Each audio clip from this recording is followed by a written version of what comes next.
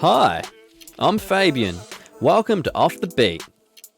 So today we're going to talk about builds and how you can turn your sucky build into an awesome build. That's why you're here, isn't it? So I'm going to give you 5 tips that you can use today that's going to dramatically improve your builds. Some of them are really common, but some of them at the end are really rare, but they make such a big difference. All right, with that said, let's take a look. So first up, I'm going to show you some things that you can do with your drums that will make a massive difference. Now, I've just got a kick hitting it, basically every beat here, with a snare in between those beats. And then as it gets closer to the drop, I just speed up the kick and layer it with the snare and another tom down here. So let's listen to these layers individually.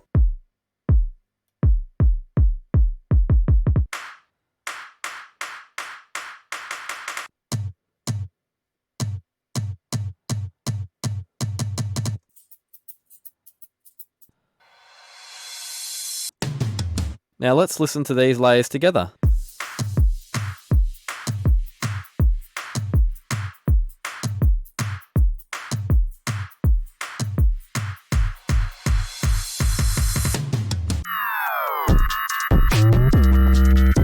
Alright, tip number 2 is to choose a bunch of risers and just smash them in there. You want to choose like 4 or 5 different risers, all sounding different textures, different lengths, that sort of stuff, and just lay them together. Now let's listen to this.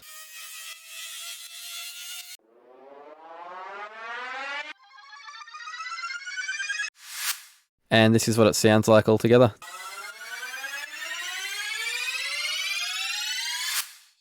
Now, a little trick to help with these risers is to put a fade on the start. If you don't put a fade, sometimes the riser can start quite abruptly. And if you don't want that, click your little clip here, grab your square, drag it across, and now you have a nice a nice fader volume line here.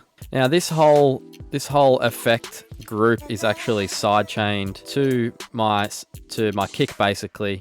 So that helps add some groove with the kick as the build progresses. Now, for those of you who don't know what sidechain compression is or how to use it in your music, you can click this video up here and it will show you exactly how to do that.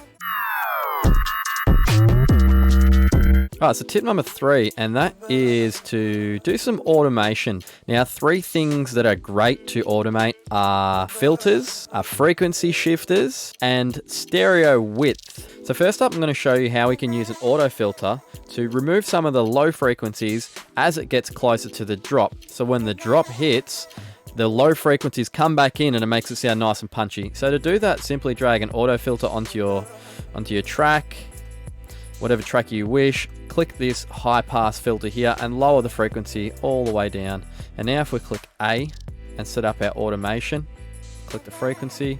Now we can raise our frequency up here. As you can hear, the bass starts getting removed from these toms as it gets closer, and then all the bass comes back in. So when the toms hit here, they have all the bass. Now you can do this maybe on a kick as well. You should definitely do this on your bass and experiment on other instruments that have a little bit of bass in them. Now, another really cool effect that I like to use as well is the frequency shifter. And I like to pitch up some like toms or even my kick. And sometimes I even pitch up like certain groups. Like I might throw this pitch shifter on my complete drum group and see how it sounds. So let's try that now. The fine knob is what I like to use, so click fine, 8 for automation, as you can see it's popped up there. And just shift up and see how it sounds.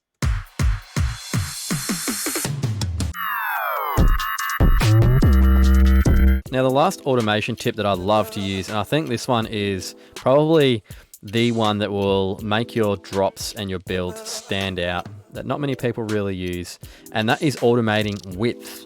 Now drag a utility onto our drum bus and automate this width knob so it goes more mono the closer it gets to the drop, and then back up to 100% for the drop.